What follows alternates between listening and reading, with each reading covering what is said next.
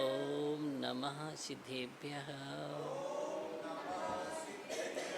ॐ नमः सिद्धेभ्यः। जय मंगलबोधाडं विमलाडं नाड़िदिल सड़ोमयाडं तिलोईशे हिराडं नमो चया सव्विसिद्धाडं नमो वरिहंताडं नमो सिद्धाडं नमो आयिरेयाडं नमो उवज्जायाडं नमो लोय सव्विसा। अनंतनंद सिद्ध परमेष्टि भगवान की देवादिदेव पे खजराट मूल लाय भगवान आदिनाथ स्वामी की देवादिदेव पे खजराट परम शांतिनाथ भगवान की शासन नायक भगवान महावीर स्वामी की आदि ब्रह्मा आदिनाथ भगवान की परम पूज्य आचार्य भगवान कुंद कुंद स्वामी की परम पूज्य आचार्य भगवान मानतुंग स्वामी की परम पूज्य आचार्य भगवान गणाचार्य गुरुदेव विराग सिंह महामुराज की आचार्य भगवान विशुद्ध सागर जी मुराज की दायदीप में विराजमान 3 कम 9 कोटि मुराजों की द्वादश जिनबाड़ी माता की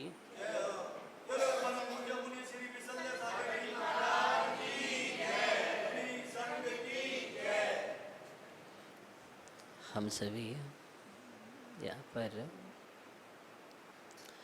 आचार्य मानतुंग स्वामी की उस पावन अमर कृति का रसपान कर रहे हैं।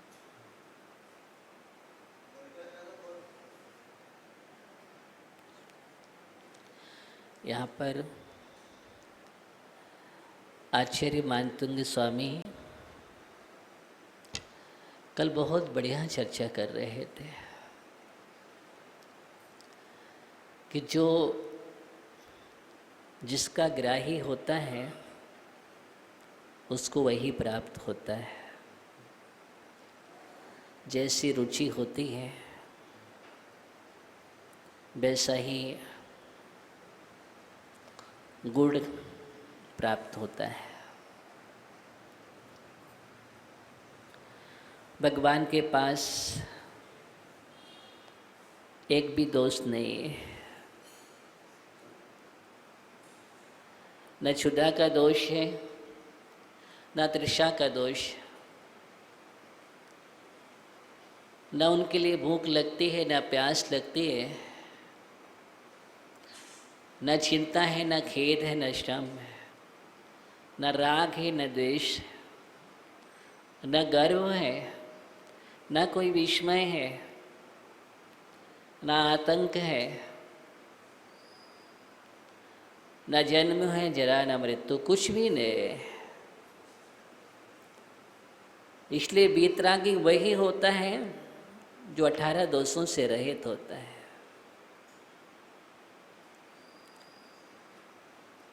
क्षुत पिपासा जरा तंक जन्मान तक वयस्मया न राग देश मोहस्य यस्य आप्तः सा प्रकीर्तते। आचार्य समद्रभद्र स्वामी ने ये बात कही, उसी को हम आप्त कहते हैं।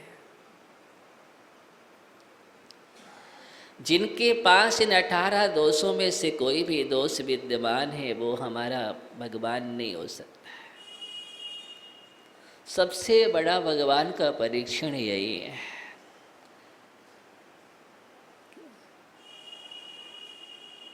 अन्यथा जो कार्य हम करते हैं वो कार्य वो भी करते हैं, तो वो भगवान कैसे है? राग हमारे पास भी है, राग उनके पास भी है। बनाने और मिटाने का काम वो करते हैं,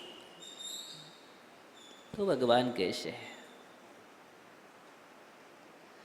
कोई बनाता है, रचता है, कोई रक्षा करता है और तीसरा आके मिटा देता है, फिर भी वो भगवान है।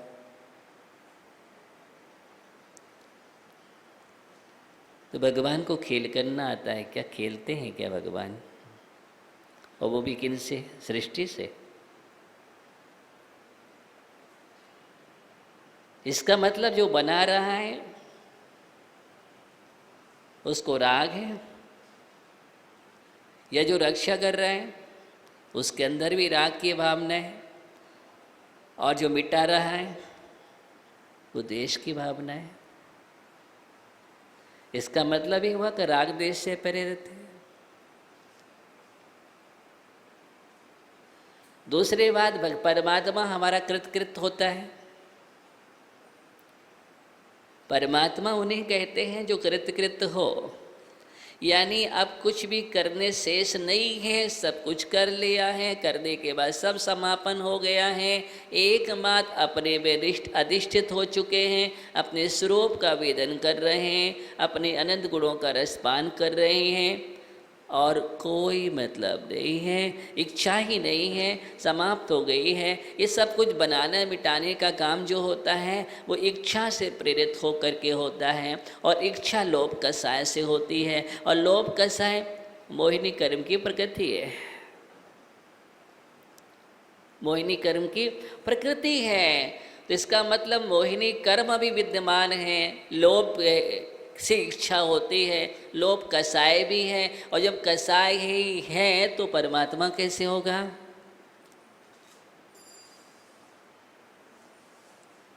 इसलिए जब केवल ज्ञान हो जाता है, वहाँ जितनी भी क्रियाएं होती हैं अनिच्छित क्रिया होती है। भगवान की देशना स्वाभाविक कीर्ति है, ऐसा नहीं कि तुम्हारे लिए खिरेगी उनकी नहीं खिरेगी, वो बात अलग है कि तुम्हारा कितना पुण्य है। भवि भो भागन बस जोगे बस, भव्यों के भाग्य के बसात भी। तीव्र पुण्यात्मा पहुंचता है तो अनायास निमित्त बन जाता है। नियोग वाली बात होती है, वहाँ इच्छा नहीं है, अंत आप कहीं 65 तंग देशना नहीं खिरी, और इंद्रभूति गौतम ने जैसे ही दीक्षा ली और देशना खिरने लगी। पूरा नाम इंद्रभूति गौतम, और हम क्या बोलते हैं? गौतम। विशुद्ध है ना? तो मैं बात जो बतला रहा हूँ, वहाँ पर जब कोई विशिष्ट पुण्यशाली जीव पहुँच जाता है, ऐसे भरत चक्रवर्ती आदिनाथ भगवान के समोश में पहुँचते थे, देशना खिरने लगती थी।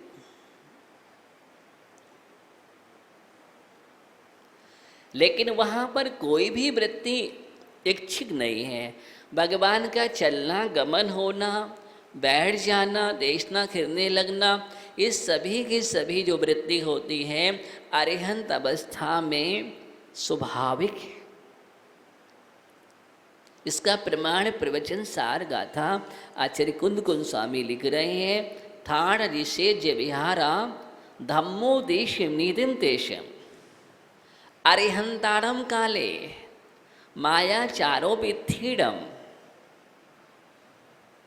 ठाणाजी सेज विहारा, अच्छा खड़े हो जाना, बैठ जाना, उनके पग आगे बढ़ना, विहार होना, ठाणे सेज विहारा। धर्म का उपदेश होना, नियत स्वभाव। क्या है ये क्या है? अरिहंताणम काले, अरिहंत अवस्था में, अरिहंत काल में होता है, ये स्वभाव है। यहीं पर फिर एक संबोधन और दे दिया कुंद कुंद स्वामी ने, बोले मायाचारो विथीडम, जैसे स्त्रियों में मायाचारी। इस गाथा में दिया है, देखो कहाँ पर समझाने के लिए एक और के संकेत कर दिया। जैसे स्त्रियों में मायाचारी स्वभाव से होती है, वैसे ही सब स्वाभाविक क्रियाएं हैं। कुंद कुंद आचार्य कह रहे हैं, और जो कुंद कुंद आचार्य कह रहे हैं वो बात हम कह रहे हैं आपसे। प्रकृति है, पुरुष लोग कितने खुश हो रहे हैं। देखो हम लोग तो एकदम सही हैं, हम लोग का तो दृष्टांत दिया नहीं है, और हम लोग में तो होती नहीं है। स्त्रियां ही मिली हैं तो स्त्रियों को संबोधन कर दिया। एक बात ध्यान रखना, ये बात भी कही है कि अगर तुम मायाचारी करोगे तो पासा पलट जाएगा। समझ रहे ना? मतलब अगर आपकी मायाचारी रही तो आप उधर पहुंच जाओगे, और और मायाचारी रहे तो त्रियंच अवस्था में पहुंच जाओगे। मायाचारी का निषेध नहीं कर रहे हैं, लेकिन एक स्वभाव प्रकृति बतला रहे हैं। क्या बतला रहे हैं? एक प्रकृति की चर्चा कर रहे हैं। ऐसा नहीं कि आप मायाचारी से मुक्त हो गए हैं तो आपकी मायाचारी की चर्चा करेंगे तो पता नहीं कहाँ से कहाँ पहुँच जाएंगे। लेकिन इनमें पिछुड़ता होती है। किसमें? इनमें पिछुड़ता होती है। इसकी चर्चा यहाँ पर की गई है। और स्त्री पर्याय, माना कि आपने मनुष्य आयु का वध कर लिया। मनुष्य आयु का वध करने के बाद भी आपके अंदर मायाचारी चलते रहे और उन शेष कालों में मायाचारी का ऐसा प्रभाव हुआ कि मनुष्य पर्याय में आकर के भी स्त्री बनना पड़ा। आयु बंध के काल में अगर मायाचारी रहती है तो त्रियंच आयु का बंध होता है, और मनुष्य आयु का बंध होने पर मायाचारी रहने से स्त्री पर्याय मिलते हैं, और मायाचारी छोड़ देने से कौन सी पर्याय मिलते हैं? देवत्व पर्याय मिलते हैं। इसलिए हम स्वभाव की चर्चा वहाँ पर अरिहंत भगवान की चर्चा यहाँ कर रहे हैं कि अरिहंत भगवान की देशना। तो परमात्मा हमारा कैसा होता है? कृतकृत होता है। वहाँ पर अब कुछ करने के लिए नहीं है कि हम तुम्हारे लिए, भगवान किसी को सुखी दुखी नहीं करते हैं कि नहीं तुम हमारे भक्त हो इसलिए तुम्हें हम विशेष आशीर्वाद देते हैं, तुम नहीं, तुम्हें आशीर्वाद नहीं देंगे, तुम्हें हम सुखी बना देंगे, तुम्हें हम दुखी बना देंगे। ये परमात्मा का काम नहीं है। ऐसे कोई इच्छा नहीं करते हैं। वहाँ तो सबके लिए देशना समान खिरी है, लेकिन उस देशना का उपयोग कौन कितना कर रहा है वो आपके ऊपर निर्भर है। आपका पुरुषार्थ जितना हो जाएगा उतना आप पालोगे। खजाना भरा पड़ा है, जो प्रयास करेगा वो लूट लेता है, जो प्रयास नहीं करता है वो नहीं पा पाता है। बस यही रहस्य है। जो प्रभु की अर्चना में डूब जाता है अपने परमाणुओं को विशुद्ध बना लेता है, अशुद्ध प्रदेशों में से जो परमाणु थे उनको निकाल देता है। उस विशुद्धि के प्रभाव से सातिशय पुण्य होता है, और सातिशय पुण्य के प्रभाव से अनेक चमत्कार होने लगते हैं। उसके जीवन में अनेक उपलब्धियाँ होने लगती हैं। ये रहस्य है। लेकिन वो वीतराग भगवान की भक्ति से। किससे? वीतराग भगवान की भक्ति से। इसलिए हमें प्रतिज्ञाबद्ध होना चाहिए इस भाव में आकर के कि नहीं नहीं, मेरा आराध तो वीतराग भगवान है, मेरा आराध तो वीतराग भगवान है। कितनी भी समस्या, कितने भी संकट जीवन में आ जाए, क्या बात करते हो? अग्नि के कुंड में प्रवेश करने के लिए सीता को राम ने आज्ञा दी। कहाँ? अग्नि के कुंड में प्रवेश करने के लिए, और सीता प्रवेश कर जाती है नमोकार मंत्र पढ़ करके। कैसे? नमोकार मंत्र पढ़ करके अग्नि के कुंड में प्रवेश कर जाती है। स्मरण किया तो किसको? नमोकार मंत्र को। एकमात्र वीतराग की अरिहंत परमात्मा स्मरण में आ रहे हैं और भगवान को ही पुकारा है। और जैसे ही वीतरागी भगवान को पुकारा, प्रभाव ये हुआ कि अग्नि का नीर बन गया। अग्नि कुंड जलाशय बन गया और सीता कमलासन पर विराजमान हो गए। किसी देव को नहीं पुकारा, देवादिदेव को पुकारा। किसको? देव को नहीं पुकारा, देवादिदेव को पुकारा। जो देवादिदेव को पुकारता है उसके हम सामने देव हाथ जोड़ करके खड़े रहते हैं सहयोग करने के लिए, सहायता के लिए। और भगवान का स्मरण कर रही थी सीता, और अचानक कोई देव जा रहा था और उस देव ने देखा कि सती सीता पर, शीलवंत नारी पर इतना नहीं, उसने तत्काल पुकारा किसको? देवादिदेव को। तुम अगर देवादिदेव को पुकारोगे तो चार निकाय के देव तुम्हारी सेवा में रत हो जाएंगे, और तुम देवों को पुकारोगे तो देवादिदेव से भी जाओगे और देव से भी जाओगे। ध्यान रखना। और कर्म बंद होगा अलग। हम तो यही कर रहे हैं अभी तक, हम यही वही घूम रहे हैं, भगवान के पास अभी नहीं पहुंच पा रहे हैं, भगवान के पास नहीं पहुंच पा रहे हैं। आप कहेंगे मंदिर तो आते हैं लेकिन जाते कहाँ कहाँ हो? बोलो, कहाँ कहाँ जाते हो? जब तक तुम्हारा ये भ्रमण चल रहा है तब तक भ्रमण समाप्त होने वाला नहीं है। इस बात का ध्यान रखना। तुम्हारी मान्यता में तो बहुत कुछ है और तुम मान्यता में सब वही रखे, एक साथ रखे हुए हैं। नहीं नहीं, देवादिदेव जिस हृदय में विराजमान होते हैं वह हृदय साफ स्वच्छ होता है। मालूम है, जब तीर्थंकर गर्भ में आते हैं तो माता का शोधन करने के लिए सौधर्म की आज्ञा होते हैं और देवियों को भेज दिया जाता है गर्भ शोधन के लिए, क्योंकि तीर्थंकर का जन्म होने वाला है, उसके पहले गर्भ का शोधन किया जाता है। ऐसे वैसे गर्भ में तीर्थंकर प्रकृति की सत्ता वाला जीव नहीं आएगा। जब वहाँ पर गर्भ में जाने के लिए वहाँ स्फटिक मणि के समान स्वच्छ चाहिए, तो फिर हम इन परमात्मा को यहाँ विराजमान करने के लिए तुम्हारा हृदय कितना निर्मल होना चाहिए, एकदम साफ स्वच्छ, कोई मिथ्यात की कालमा नहीं होना चाहिए, कोई गंदगी नहीं चाहिए, अज्ञानता की, मिथ्यात की, किसी भी प्रकार की अश्रद्धा की ने। एकमात्र श्रद्धा निष्ठा से स्फटिक मणि के समान बनाया सूक्ष्म हृदय, और उस सूक्ष्म हृदय में जो हमने कमल बनाया है, हृदय रूपी कमल पर, सिंहासन पर, फिर हम आस्था रूपी परमात्मा को विराजमान करते हैं। उसी जीव का नाम सम्यक दृष्टि है, उसी का नाम सम्यक दृष्टि है। इस बात का ध्यान रखना। सम्यक दृष्टि धर्मात्मा की ये है सही परिभाषा। वही धर्मात्मा, वही सम्यक दृष्टि है। जब तक तुम इधर उधर भाग रहे हो तब तक तुम धर्मात्मा नहीं हो।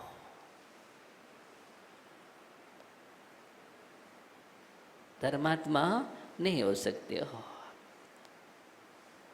धार्मिक दिख सकते हो, मैंने कल बतलाया था आपको, लेकिन धर्मात्मा नहीं हो सकते हो, क्योंकि आत्मा धर्म से आप्लावित हो जाती है, उसको धर्मात्मा बोलते हैं। और अंदर में सोना और बाहर में चूना लगा रहे हैं, वो धार्मिक है। आप समझ लेना बात को। तो आचार्य भगवान बहुत अच्छी बात कर रहे हैं, परमात्मा की पहचान करा रहे हैं, आपको बतला रहे हैं। कितनी बड़ी बात कही पर भगवान की परीक्षा के लिए। आपने मीमांसा जैसे संबंधभद्र स्वामी ने कल कहा था, भगवान के लिए हम इसलिए नमस्कार नहीं कर रहे हैं अपने पास ही, अपने दरबार में, फिर भी बतला रहे हैं आपको कि नहीं नहीं, आपके पास देवों का आगमन होता है, समोषण विभूति है, छत्र चम्मर आदि है, इसलिए मैं आपको नमस्कार कर रहा हूँ। नहीं नहीं नहीं, इसलिए नहीं कर रहा हूँ मैं। आपके पास दोष नहीं है, आप निर्दोष हैं। दोषावरण हानि हो,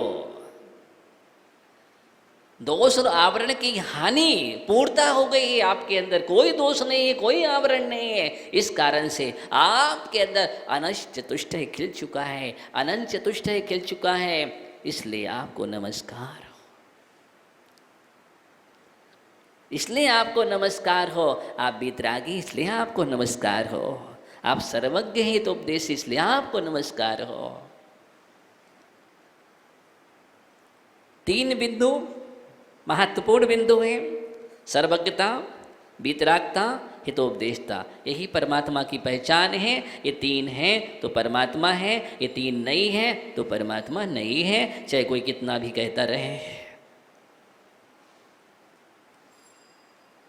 इतने गहरे आस्था अपने जीवन में लाओ। क्या करो? इतनी गहरी आस्था जगाओ अपने जीवन में। देखो, सम्यक दृष्टि बनो। क्या करो? सम्यक दृष्टि बनो। धर्मात्मा की शुरुआत, पहली सीढ़ी है आस्था, सम्यक। पहला सोपान, मूल जड़ कहाँ गया है? आचार्य कुंद गोस्वामी है, दर्शन मूलो धम्मो। सम्यक दर्शन मूल है, नींव है, जिसके आधार पर धर्म रूपी महल तैयार होता है या वृक्ष तैयार होता है, उसमें फल लगते हैं। जड़ ही नहीं है, नींव ही नहीं है तो सब कुछ बेकार है, कुछ भी होने वाला नहीं है। ये स्रोत आपको अकंप आस्था की ओर ले जाने वाला स्रोत है। कहाँ? अकंप आस्था की ओर ले जाने वाला। कंपायमान नहीं, अकंप। प्रलय काल का तूफान भी जिसको नहीं बुझा सके, कल्पांत काल की वायु जिसको बुझा नहीं सकती है, ऐसा दीप जलाओ। जितने भी दोस्त थे वो आज तक भगवान को छू नहीं सके और न कभी छू पाएंगे। स्वप्न में भी आने की कोशिश नहीं। क्या बात करें, मानते हो स्वामी? और जितने गुण थे वो सब आप में समा गए। तात्पर्य क्या हुआ? गुणों ने आपका आश्रय ले लिया, और जहां पर गुणों ने आश्रय ले लिया है वहां पर दोषों को कोई स्थान नहीं है। इसलिए दोष आज तक भटक रहे हैं, कोई स्थान नहीं है उनके लिए। और बात सही है, जहां प्रकाश ही प्रकाश हो वहां अंधकार को स्थान मिलेगा?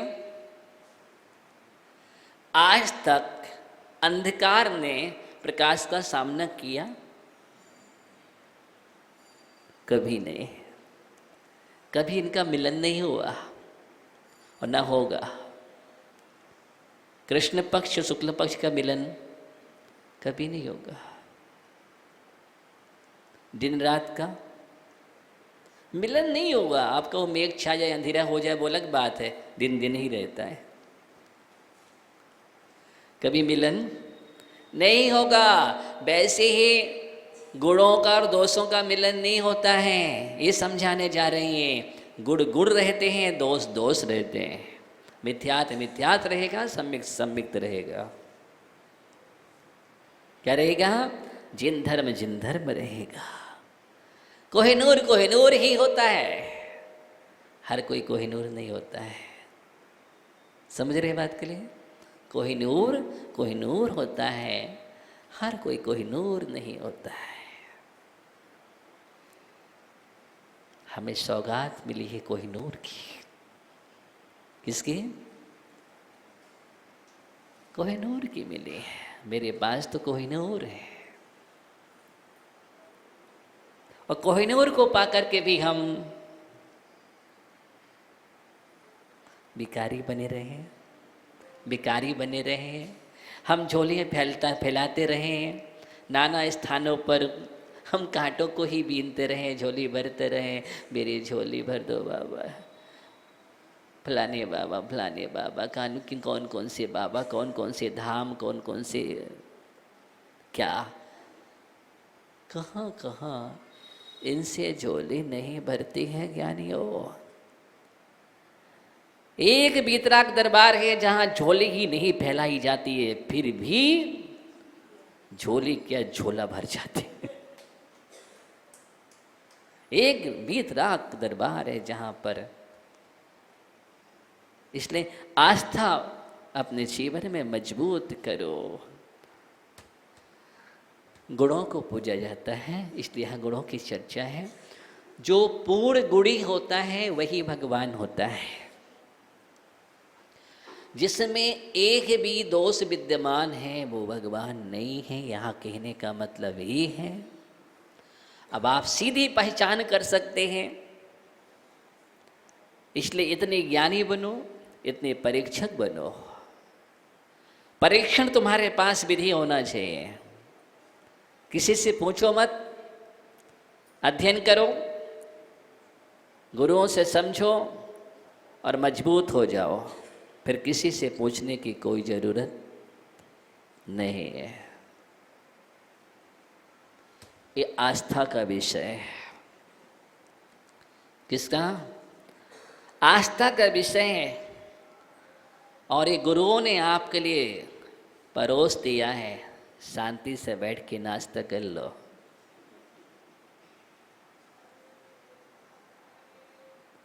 बिल्कुल इसमें कोई डिस्टर्ब नहीं करना।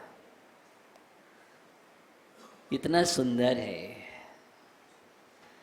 तो आचार्य मानतुंग स्वामी क्रम क्रम से बढ़ते हुए अगले काव्य में बतला रहे हैं। काव्य नंबर 28 देखेंगे हम।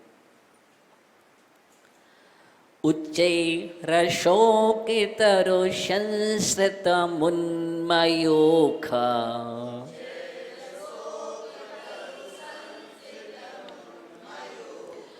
मा भातिरूपी ममिलं भवितो नितान्तम्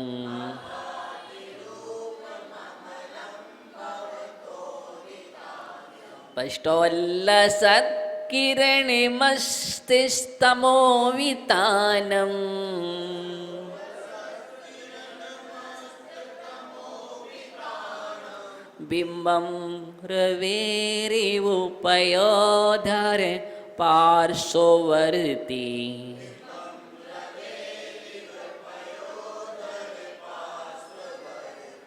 उच्चैरशोकितरो संसृतमुन्मयूखा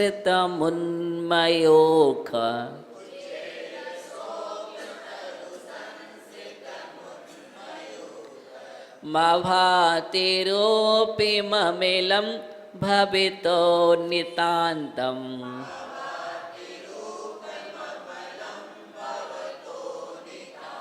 पष्टोल्लसत्किरणिमस्तितमोवितानम्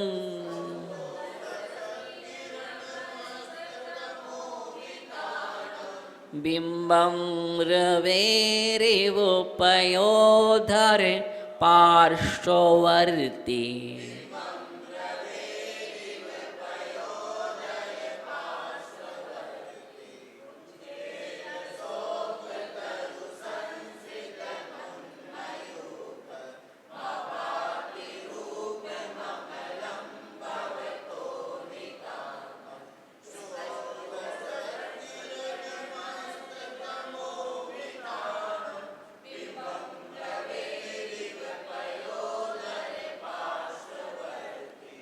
देखिए, अब यहाँ पर अष्टप्रातिहारों की चर्चा प्रारंभ हो रही है। अष्टप्रातिहार से युक्त अरिहंत परमात्मा होते हैं। प्रातिहार 8 ही होते हैं, ना अधिक है न कम है। इसलिए अष्टप्रातिहारों की यहाँ चर्चा है।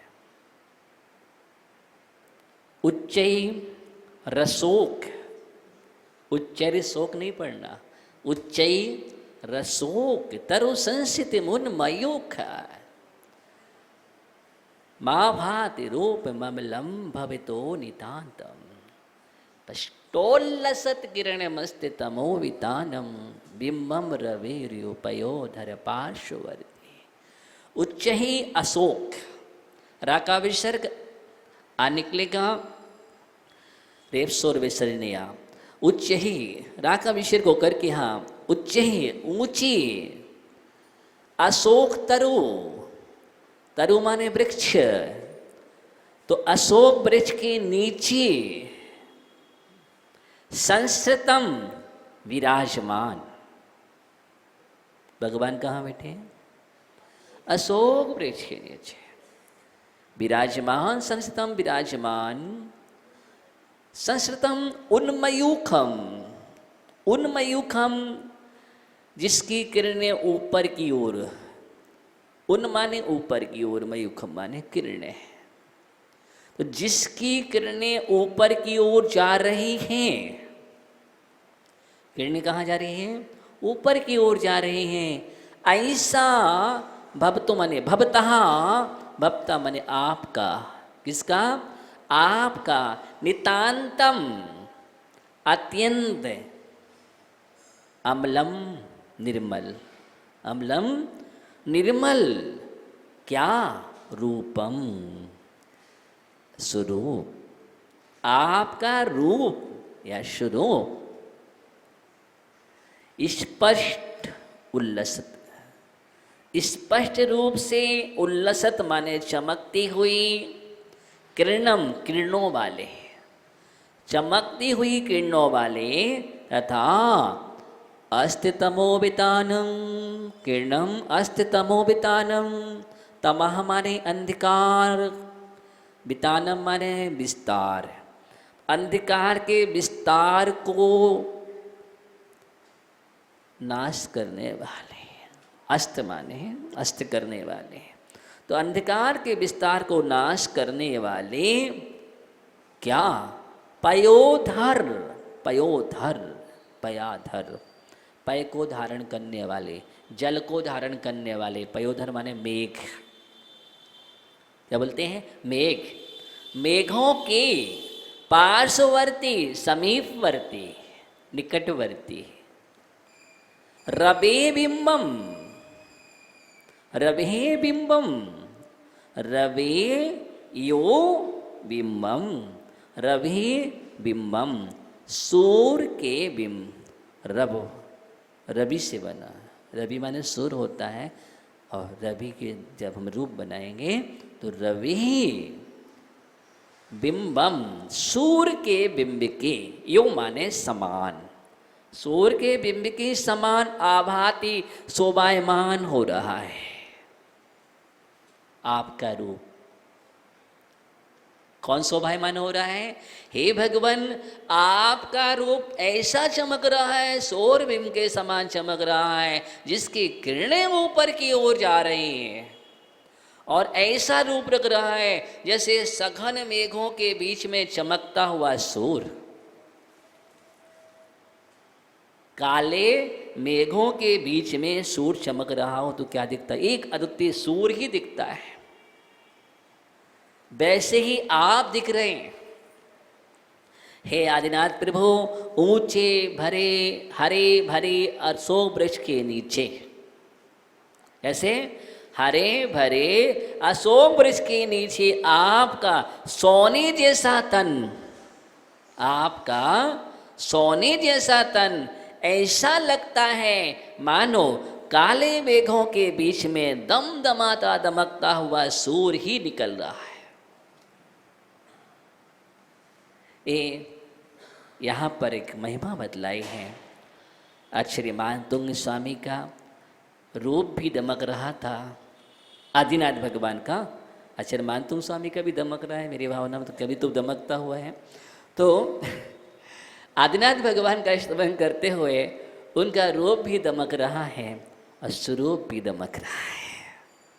जिसका स्वरूप दमक जाता है उसका रूप दमक जाता है। ध्यान रखना, स्वरूप के जितना अच्छा स्वरूप निखर जाएगा वो उतना ही निखर जाएगा, जितना स्वरूप बिखर जाएगा उतना ही बिखर जाएगा।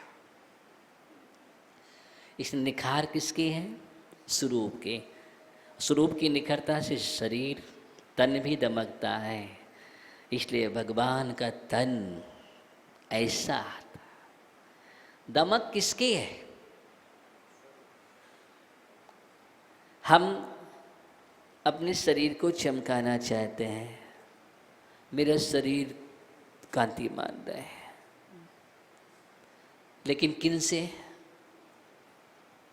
क्या क्या वस्तु लगाते हैं, क्या क्या प्रयोग करते हैं, पता नहीं कौन कौन से पदार्थों को लगा लगा करके गंदा करते रहते हो। पदार्थों को, मैंने क्या बोला? कौन कौन से पदार्थों को लगा करके गंदा करते रहते हो। अच्छे अच्छे पदार्थ भी तुम्हारे स्पर्श से गंदे हो जाते हैं, कभी सोचा आपने? इसलिए पदार्थों को गंदा मत करो, अपने स्वरूप को उजला करो। इसको अपने स्वरूप को उजला कर लो, ना तो पदार्थ कभी गंदे होंगे और जो जीव पदार्थ है तुम्हारा वो भी चमक जाएगा, दमक जाएगा। अक्षरमान तुम स्वामी ऐसे अशोक वृक्ष की चर्चा कर रहे हैं, वही अशोक वृक्ष प्रातिहार हैं। उन प्रातिहार से युक्त जो परमात्मा हैं उनसे नमन कर रहे हैं। वही जहाँ पर भगवान को केवल ज्ञान होता है, जिस वृक्ष के नीचे, वो वृक्ष कोई भी हो, लेकिन अशोक वृक्ष वही कहलाता है। ऐसा नहीं कि अशोक वृक्ष नाम का ही वृक्ष हो, नहीं, चाहे कोई भी वृक्ष हो, लेकिन केवल ज्ञान के बाद वही वृक्ष अशोक वृक्ष, ऐसा नियम है। इस प्रकार हमने अशोक वृक्ष प्रातिहार को समझा यहाँ पर, और हम शेष विषय को कल समझेंगे। जाप करते हैं। ओम ह्रीं अर्हं नमो महातवाणं। ओम ह्रीं अर्हं नमो महातवाणं। ओम ह्रीं अर्हं नमो महातवाणं। ऐसे महान रिद्धियों से संपन्न राज जो महान तप से संपन्न है, ऐसे महान तप रिद्धि से संपन्न मुराजों के लिए मेरा नमस्कार हो, वंदना करते हैं। ओम नमः शिवाय।